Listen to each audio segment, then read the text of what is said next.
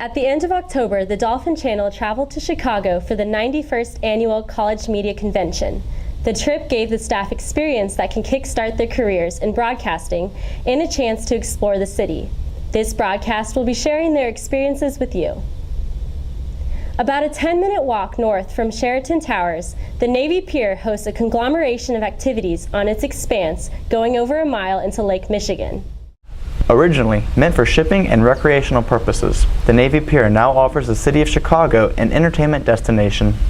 The pier holds a Ferris wheel, mini golf course, a theater, a fun house, a museum, and an acre atrium full of palm trees and fountains. The Smith Museum of Stained Glass displays more than 100 stained glass windows, attracting tourists to view the artistic themes. I love the Navy Pier. I've been coming here for a couple of years. My brother lives here, and every time I bring new family members up to Chicago, we always go to Navy Pier, especially in the summertime. There's a lot of restaurants, and I love the museum. I always go through here and look. We always do the Ferris wheel. It's just a good place for family to come and be together. Tourists from throughout the country visit the attractions aboard the pier and look into the lake to reconnect with nature. I've actually been staying with a friend of mine in Oak Park, and I just got really bored of sitting in his apartment all day, so I thought I would come here, and I really love nature, and I've never seen Lake Michigan before, so this seemed like a good place to come. The Navy Pier played host to the United States military, with more than 200 planes still at the bottom of the lake. The state granted over $100 million for redevelopment. Opening in 1995, the transitions and additions to the pier continued for more than a decade. The Navy Pier's evolution brings history to the modern world. Reporting for the Dolphin Channel, I'm Ethan Wallhausen. Navy Pier attracts more than 8 million visitors per year, a total nearly 8 times the population of Jacksonville, and continues to draw more attention throughout the world. Heading south, visitors and Chicagoans will find Millennium Park. Once an industrial wasteland, today it serves as a civic center to an area known as the Loop.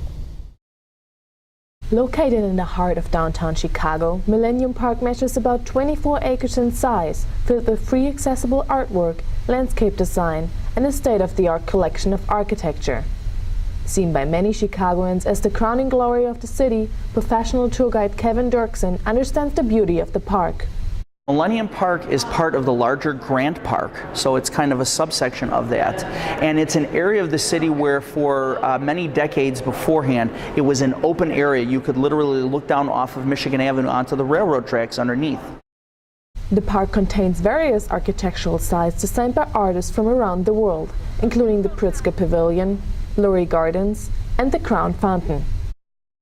It has one of the largest outdoor music stadiums in the United States, the Pritzker Pavilion, which seats a total of 11,000 people. There is the Lurie Gardens, where they change the flora and the fauna each season. And it is also the largest green roof in the world because it covers over the Millennium Park and the Grant Park garages. The park also features the Cloud Gate, an over 100-ton elliptical steel sculpture reflecting Chicago's skyline. Referred to locals as the Bean, the sculpture ranks among the largest of its kind in the world. Various sites and changing exhibits attract visitors throughout the year. Reporting for the Dolphin Channel, I'm Sarah Mecklenburg. The Exelon Pavilion houses Millennium Park's Visitor Center, the place to start if you're new to the park. As you exit Millennium Park, you find yourself on Michigan Avenue at the southern end of a highly visited shopping experience. Chicago has long been a premier shopping and fashion destination. From major department stores to chic designer boutiques, the city boasts a vibrant retail scene that caters to the desires of every shopper. Today, the city is home to more than 250 Chicago-based fashion designers and 400 independently owned boutiques. Jan Viscom, with the Chicago Office of Tourism, believes the Magnificent Mile is a must-see when visiting Chicago. North Michigan Avenue is one of the prettiest streets in the city. In the summertime, it's filled with flowers. In winter, we have beautiful lights up on the trees. It's a gorgeous street. I get questions about stores, restaurants, what's there to see. They want maps of the mile. Nike Town, the Water Tower Shopping Center, 900 North Michigan, the stores at Northbridge. And there's some beautiful architectural buildings, the Chicago Tribune Tower and also the Wrigley Building. Located on North Michigan Avenue, the 13-block stretch from the banks of the Chicago River to Oak Street contains more than 460 stores, 275 restaurants, and 60 hotels. The Magnificent Mile is one of the top 10 hospitality and dining destinations in the world, making it Chicago's busiest retail area. In the heart of downtown Chicago, the Mile attracts visitors from around the world, many of whom seem to recognize the city's beauty. The buildings are so high, like so tall. I feel so tiny walking down the street, but it's really beautiful. It's really beautiful. It's great that from block to block you can see so much difference just within a block, between newer developments to the older water towers to anything in between. We came to Chicago. It's our first time. My daughter is 11, and so we wanted to come to American Girl Doll for her birthday weekend. And we met friends here, and this seemed like a great place to stay. So we're staying at the Omni and just kind of enjoying Chicago. Alongside top retail stores on the Mile, numerous historical buildings such as the Wrigley Building and the John Hancock Center adorn the skyline. Chicago landmarks such as the Tribune Tower, the Allerton Hotel, and the Old Chicago Water Tower District sit within blocks of one another, all on the Magnificent Mile. Reporting for the Dolphin Channel, I'm Salita Gorman. On the northern end of that Magnificent Mile, you can find the oldest public structure in the city, the famed Chicago Water Tower. The Chicago Water Tower, arguably the city's most familiar and treasured landmark, was created for Chicago's municipal water system and constructed in 1869. The tower was the only public structure to survive the Chicago fire of 1871 and is one of only a few surviving buildings still standing. In the years since the fire, the tower became a symbol of old Chicago and the city's recovery from the fire. The Chicago Water Tower holds the distinction of being the second oldest water tower in the United States. The water tower's unique architecture makes it easy to spot in the middle of all the modern buildings and busy retailers. North of the water tower, occupying Chicago's northern shore, lies an oasis among the skyscrapers. In the shadows of the Magnificent Mile shines Chicago's largest park, 1,200 acres of recreation, public art, and scenic vistas make up Lincoln Park. 39 of those acres are home to exotic residents. Lions, apes, and even camels call the Windy City home at the Lincoln Park Zoo, one of the nation's oldest and most visited zoos. The zoo first opened in 1868 with a pair of swans donated by New York Central Park Zoo. Today, the zoo hosts over 3 million guests annually and houses rare and endangered animals. One of the oldest habitats on property, the Culver Lion House, celebrates its 100th birthday this year. Lions and the elusive jaguar roam between interior and exterior habitats. Around the corner, prime apes of all sizes interact with onlookers at the Regenstein Center for African Apes. Thick glass connects rare and endangered gorillas with zoo guests and allows researchers to learn the complex nature of these unique beasts.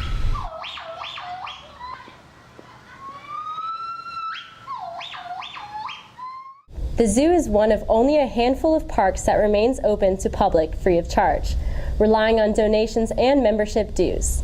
Along with parks and shopping, Chicago is known for something else: sports traditions. And on the outskirts of the city, in an area affectionately known as Wrigleyville, sits a piece of baseball history, the home of the Chicago Cubs, Wrigley Field. Wrigley Field occupies space on Addison Street at the northern end of Chicago, a train ride away from the hustle and bustle of the city and in the heart of the neighborhood. At 98, the ballpark holds the title of second oldest in Major League Baseball. Tour guide Evan Hill knows all about the history of the park, the Cubs organization, and the famed outfield ivy. The original bleachers out there were just temporary wooden bleachers, so eventually the league said you got to put in a permanent wall. In 1937, we built that permanent brick wall, and our then owner, P.K. Wrigley, Philip K. Wrigley, he decided he wanted this to look more like a neighborhood park you'd bring your family to. Decided to put the ivy on the wall. The ivy you see now is the same ivy, or the offspring of the ivy they put up in 1937. The ivy isn't the only thing that provides nostalgia for the fans. A real popular thing here is the scoreboard as well. That's all manually operated. Went in 1937 as well, so it's 75 years old. And if you look around, you notice we don't have a Jumbotron here. So you're really enjoying a game like they did in 1940. In an attempt to keep the old baseball feel at Wrigley, some modern amenities were put on hold.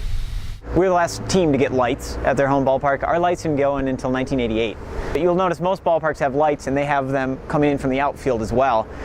We don't have that. It's all clear out there. So these lights are angled so that the whole field is covered. Despite a loyal fan base, numerous Hall of Famers, and attempts to preserve baseball's past, World Series titles haven't come easy for the Cubs. It's been 103 seasons without a World Series title. Some fans believe the World Series drought here at Wrigley Field can be traced to one event involving a billy goat. The popular lore is the curse of the billy goat. If you've ever seen the Saturday Night Live sketch where they go, cheeseburger, cheeseburger, it's based on a restaurant here called Billy Goat Tavern. And legend has it their owner in 1945, he bought 2 tickets to the World Series, one for himself, one for his goat. We wouldn't let the goat in, so he sent a letter to P.K. Wrigley, said, I curse your team, you'll never win another World Series. We lost that World Series and we haven't been back since. The lack of titles doesn't keep fans away. An additional 2,000 seats sit on top of buildings surrounding Wrigley in a joint venture between the Cubs and local businesses. And with firmly established roots, it remains a hot ticket. You know, when the team's performing really well, it's a tough place to get a ticket. It's very popular here. The neighborhood aspect plays a part in that, and there are a lot of Cubs fans all over the country. Those nationwide fans help fill these seats when the season begins. From Wrigley Field in Chicago, I'm Adam Jordan. From Wrigley Field on the northernmost end of the city, we head to the southernmost for some Far East culture. Southern Chicago offers an Asian community unique to Chicago. Nearly 70,000 Chinese Americans live in the greater Chicago area. In comparison to New York's Chinese population, Chicago remains relatively small. However, with the second largest Chinatown in the United States, Chicago has more Chinese Americans living and working in Chicago's Chinatown than in New York's comparable area. Chinatown brings an ethnic environment to America, from its main street to the parks. Situated on the Chicago River, Ping Tom Memorial Park offers 12 acres in honor of Ping Tom, Chinatown's most prominent civic leader. The park reflects the culture and traditions within the Chicago community. Chinatown offers visitors and community members a place for peace, as well as a busy lifestyle of Chinese traditions. Chicago's Chinatown Chamber of Commerce continues to improve the image and knowledge of the community to people outside Chinatown. Getting back in the loop, Willis Tower stands tall on the Chicago skyline. The Dolphin Channel's own Sarah Mecklenburg reports from the sky deck of the tallest building in the Western Hemisphere. Welcome to the sky deck. You're on your way to the top of the tallest building in the Western Hemisphere. Along the way, you can watch as we pass by some of the tallest buildings, monuments, and structures in the world. And now we're here, 103 stories up. Welcome to the top. Finished in 1973, Willis Tower, formerly Sears Tower, ranks as the 8th tallest building in the world by remaining the highest building in the Western Hemisphere, standing nearly 1,500 feet and 110 stories tall. Multimedia elevators to the skydeck take visitors over 1,300 feet above the ground within 60 seconds, providing visitors with one of the fastest rides in the world. General Manager of the skydeck, Randy Stanczyk, sees more in the Willis Tower than just the tallest building of America. You can come from anywhere in the world, anywhere in the United States. You can come to this place and feel like there's a sense of ownership. If you come here for an hour, you get a feeling like it's yours in a way. It's not just a check it off the list and I came up here, did it. This is really kind of neat. You come up here, you have a great experience, and then when you go home, you see it in the TVs and the movies, you see it in some different places. You can relate to it. You've been there. The world's a smaller place. The name Sears Tower remained until several years ago when the building was renamed after the London-based Willis Group. The building offers over 4 million gross square feet of floor space, or roughly 101 football fields. Chicagoans and visitors alike show attraction towards the Willis Tower with its up to 50 miles of visibility.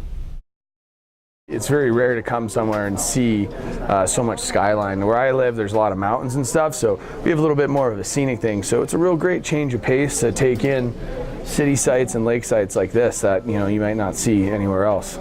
Willis Tower is the building that set the standard for tall buildings literally around the world. Everybody looks to Chicago, again, as the pioneer of the steel frame structure and of building to great heights. So it has a very prominent role in architectural history.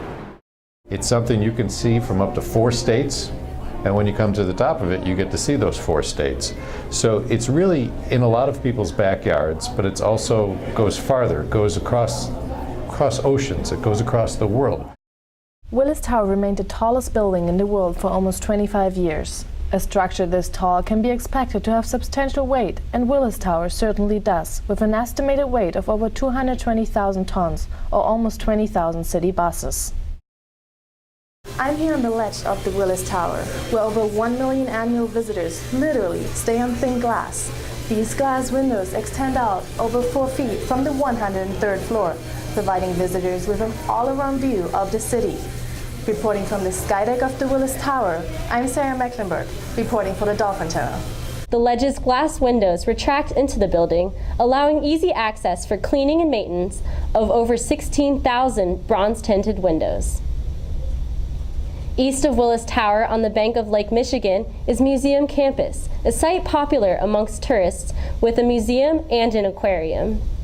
At the south end of downtown Chicago's Loop in Grant Park lies Museum Campus. Within Museum Campus, visitors can find Shedd Aquarium, named after 1920s marketing guru John G. Shedd. The aquarium is a tourist hotspot, often having a line awaiting entrance. Adjacent to the aquarium is Field Museum of Natural History. Incorporated in 1893, the museum moved from its original location in Jackson Park to Museum Campus in 1921. Throughout Museum Campus and all of Grant Park, visitors will see sculptures lining the walkways, allowing art appreciation as they go from one main attraction to the next. That concludes our tour of Chicago in this edition of the Dolphin Channel News.